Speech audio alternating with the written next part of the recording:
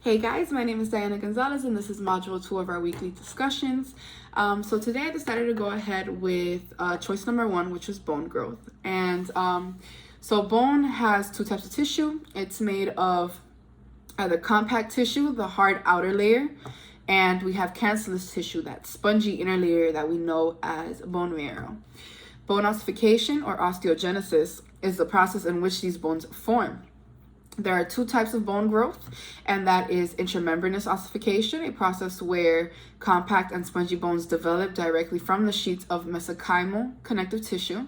And we have endochondral ossification, a process involved in the replacement of hyaline cartilage with bone, and I'll explain that later. So Willamina asks, if the epiphyseal growing plates are growing so fast, why do they stay so thin? And that is because epiphyseal growth plates, when they grow at the same rate as the cartilage replacement of diaphysis in the diaphysis shaft. So here we have a bone, and when we're first developing from fetuses to toddlers to adolescents, our bones are made of cartilage. As the time goes by, these bones start to create this cancellous tissue, which we have this spongy texture that starts to become bone marrow, and the cartilage starts to become pushed out as the diaphysis shaft begins to grow.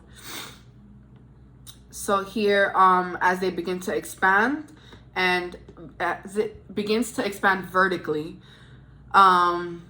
you see that the cartilage becomes pushed out at either ends of the bone, and the bone is completely replaced with bone marrow or cancellous tissue.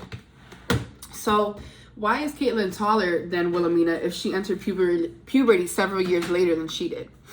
And so that is because during childhood, our bodies continuously grow until a certain age has been met. And because Willamina hit puberty at a much earlier stage than Caitlin did, to her, it's as if they were the same height, not accounting for the fact that Caitlin hadn't hit that puberty stage yet.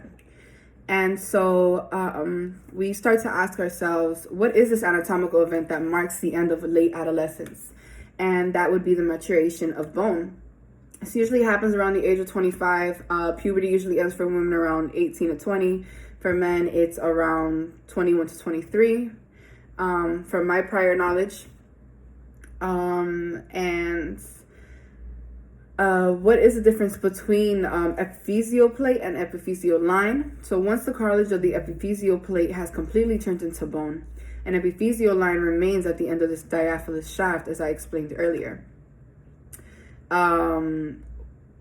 This type of bone growth that occurs after puberty would be then considered as oppositional bone growth, where the old bone that lines the medullary cavity is reabsorbed and new bone tissue is grown beneath the periosteum, increasing the bone's diameter instead of its vertical growth. Presented with this scenario where Willamina wanted to explain to a neighbor why growth hormones probably weren't the best bet.